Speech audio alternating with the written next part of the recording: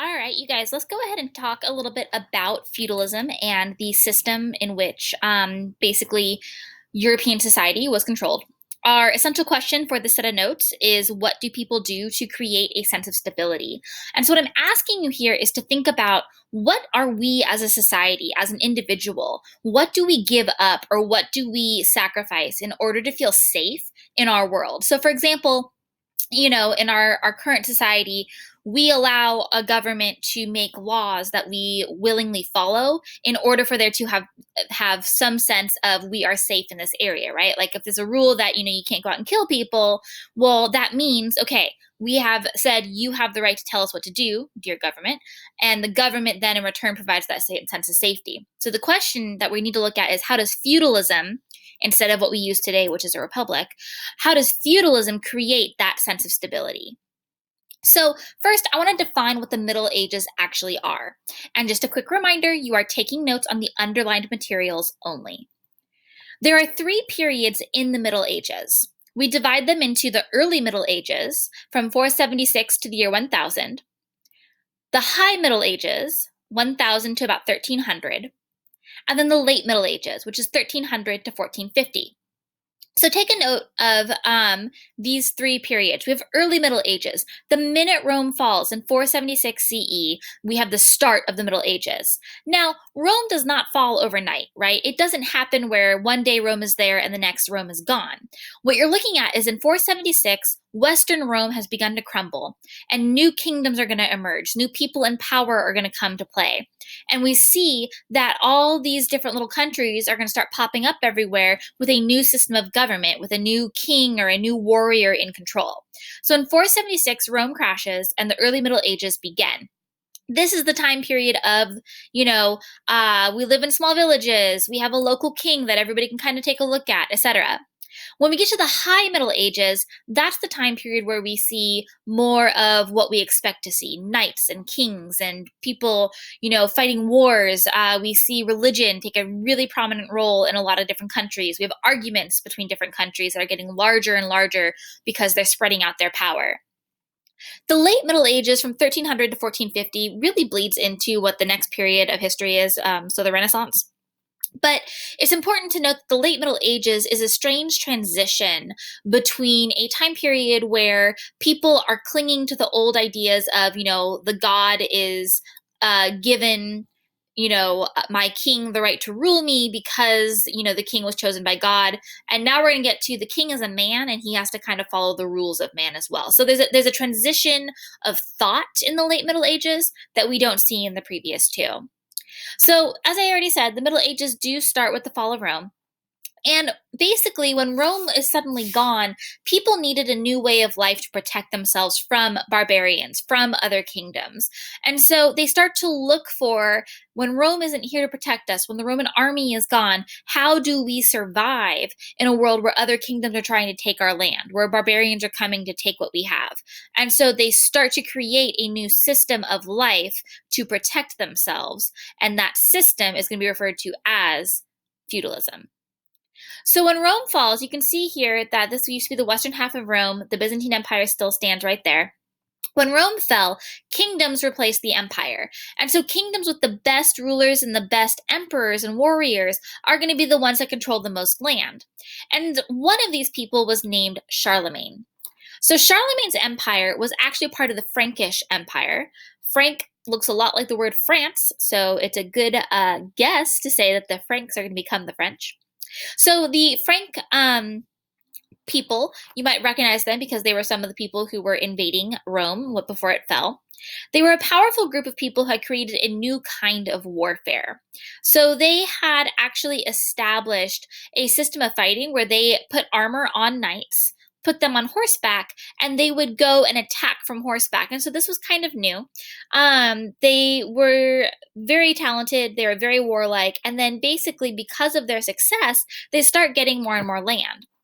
And then the Franks take this even a step further. So basically, as a Frankish knight who, you're on horseback, you're going and you're fighting your war, every time you won, the ruler would actually give them land in return. So they start creating this system of, you are fighting well for me, let me reward you with land once we win. So Charlemagne's people, the Franks, lived in modern day France, and their first powerful leader before Charlemagne was around was named Clovis. Clovis became the king of the Franks at around 15 years old. And basically he is the one who leads his troops into battle until they create the French kingdom. This is very, very important, you guys. On your tests, on any quizzes, I'm going to ask you who created the French kingdom. That is Clovis. Clovis created the French kingdom. He was king of the Franks at 15. He leads his troops into battle, and he basically is the one who creates the French kingdom. Very, very important for you to remember. He also is the one who decides that the Franks should follow Christianity. So he purposely aligns the French people, or the Franks, behind the Holy Roman Empire, aka Roman Catholic Church, right? Christianity is incredibly important at this time. He sees this and he goes, okay, if we all follow the same religion, not only are we all united under the same ideas, but we actually will be able to have the Roman Catholic Church on our side. So when we go to war, we have a church with a powerful amount of people and money and political authority behind us to help us.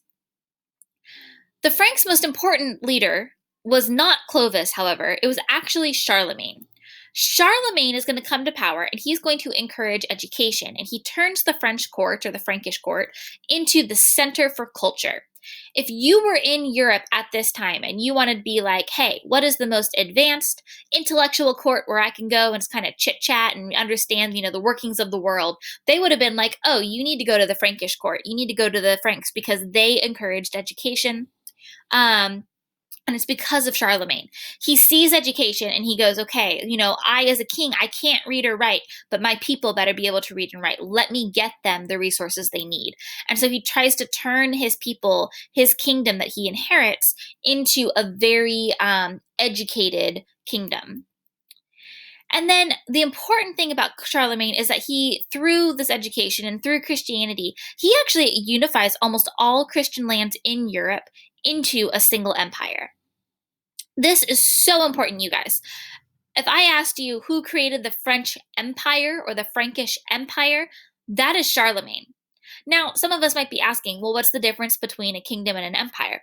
A kingdom is an area controlled by a king. Okay, cool.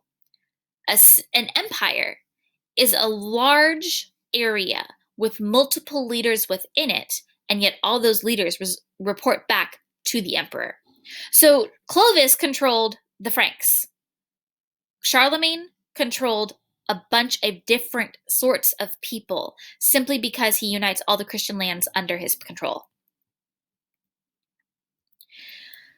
You see that Charlemagne united all of this area here. You can see that it's a pretty significant portion of Western Europe. He is called the King Father of Europe because of the fact that he unites so many different lands under his power. And he builds his empire with the help of the Pope. Don't forget, the Pope is the leader of the Catholic Church in Rome, right? The Pope is the leader of the Roman Catholic Church. And so he gets the Pope on his side because Clovis already had all the Franks decide to follow Christianity as their religion. And Charlemagne is going to follow in that tradition, and he starts building an even bigger empire because the Pope is helping him. Eventually, the Pope decides to crown Charlemagne the Holy Roman Emperor, and he gets this title because he gave the church protection. The start of Charlemagne becoming the Holy Roman Emperor is such a big deal in history because from here on out, so many of Europe's kings are going to fight over, I am the best friend of the Pope, and the Pope is going to name me the Holy Roman Emperor. With that title came the entire power of the church behind you, which was very significant at the time. And it also gave you control over the lands that you can see here. Charlemagne takes the Frankish Empire and turns it into the Holy Roman Empire. The Frankish Empire does fall apart pretty quickly after Charlemagne's death in 814. You guys, we see this a lot in history. We have a great leader, they rise up, they can create a very powerful empire, and then after they die, there's no one there to keep it together. And so the Frankish Empire does fall apart shortly after Charlemagne's death, but Charlemagne's empire taught us an incredibly important lesson. Charlemagne's empire taught us that kings could reward knights with land, and in return, they would automatically have a very powerful army. Charlemagne's empire shows us that if I, as a knight, fight for my king will reward me with land that I get to control and that I then have a sense of permanent safety because I have land I live on. I have people to work that land. I have the power and the prestige that I've been fighting for. And all I have to do is make sure I fight when my king needs me. And so there's this idea of loyalty that comes out of Charlemagne's empire. And other world leaders look to this and they say, hey, if I follow that, if I reward my warriors, I reward my knights with land and money and power, they will fight for me and they will want to make sure I like that, they guarantee that I win. And this is an incredibly important lesson that we take from Charlemagne's empire. So obviously the Franks are not the only people during the Middle Ages. We also have the Vikings. Basically, what I want you to understand is that Western Europe had three main threats. The first are the Muslims who were attacking Spain, the Magyars who were attacking from the east, and then the Vikings who attacked from the north, so primarily from Norway and Denmark. And so if you look at this, you guys, Europe, Western Europe has, Spain, is being attacked by the Muslims coming from the basically northern parts of Africa. So they're being attacked from the south. They're being attacked from the east or Asia area from the Magyars. And the Vikings are attacking from the north. And what's west of Europe? Well, ocean. So Europe is being penned in on these three sides by three very different sorts of attackers. The most important were the Vikings because they were the fiercest warriors who terrified people in Europe. The Vikings were incredibly fierce. They were known for their war tactics. Even more importantly, they were known for attacking towns and villages completely out of nowhere. You guys, there are so many stories and so many records of, somebody writing and being like, the Vikings just appeared completely out of the dark. They attacked our town. They killed everybody. They took others captive, and we are completely destroyed. The town rebuilds, and then the following year, the Vikings would return. And so the Vikings were an incredibly fearful force of warriors that basically Europe lived in fear of because they didn't know when the Vikings were going to come and attack. And they weren't sure how to prevent those attacks because the Vikings were such great warriors, you couldn't stop them even if you wanted to. And so it's this kind of fear, this anxiety over we're being attacked from all sides. We're being attacked by the Vikings especially. It's this fear that inspires Europeans to create a new system of life. And they're going to create this new organization that provides them safety, and that organization is called feudalism. So let's take a moment here and talk a lot more about feudalism. Feudalism is a new way of life developed by Western Europeans as a way of providing protection to their day-to-day lives. So basically, you guys, within feudalism, people promise their loyalty to a lord who then in turn gives them protection. And we see here we have this triangle. The peasants are on the bottom. They give their loyalty to the knights. The knights in turn will protect them.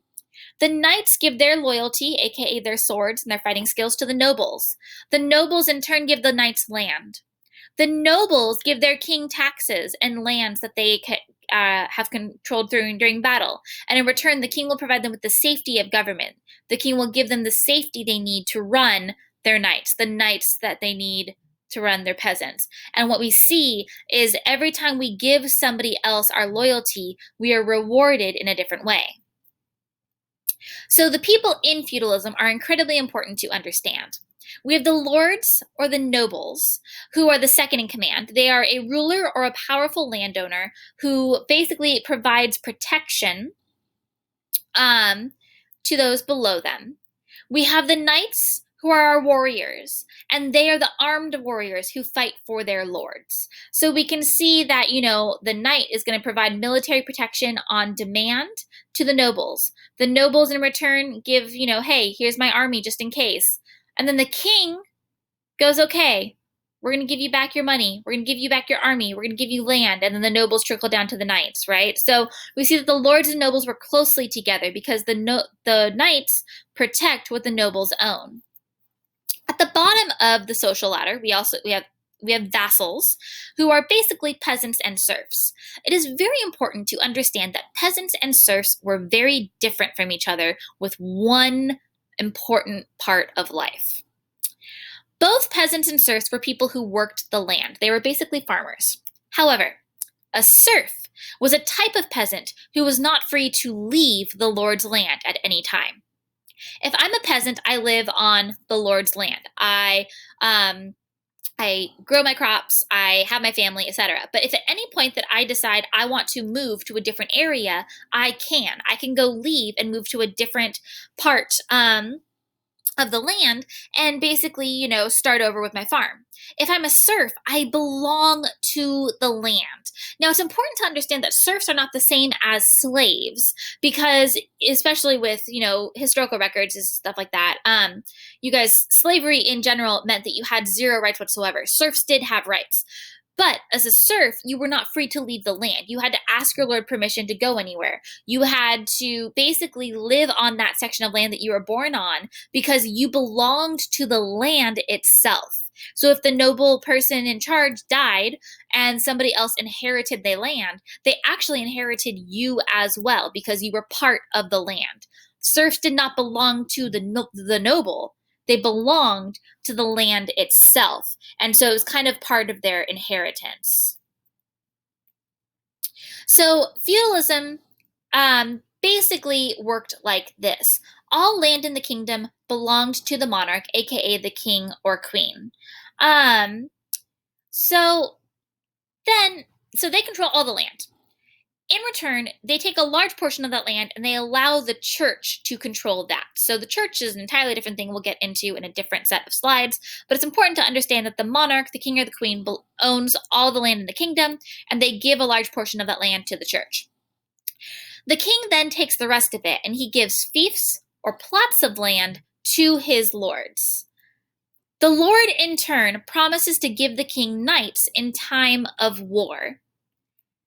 And then what happens is we see that the lords and wealthier knights, because of the lands that they've been given by the king, they end up living on manors or large estates. So I just want to kind of go over this real quick. All the land belongs to the king or queen. They give some of it to the church, but that's a different story. The king then divides it into fiefs, or smaller plots of land, and gives each lord a fief. The lords and wealthier knights live on manors or large estates. Please notice that not all knights actually have their own estate. In fact, knights kind of ranged from, oh, you're barely above a peasant, to, oh, you're very wealthy. A manor, remember from our prior definitions, it included a house, a few villages, and an area of farmland. And so basically that manor is all you would need to basically support yourself with whatever you needed in day-to-day life.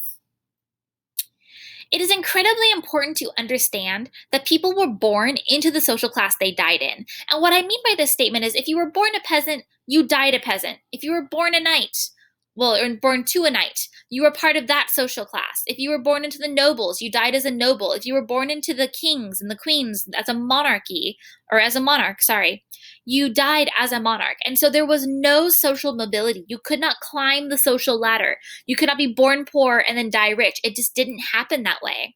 And so what happens is people are locked into these rigid social structures, and feudalism did not allow them to improve or fall when they made mistakes. And this is something that's going to cause a lot of people in the Middle Ages a very difficult time because they cannot fight for what they really, really want, because where they were born in the social ladder is what allows them to basically live as society tells them to.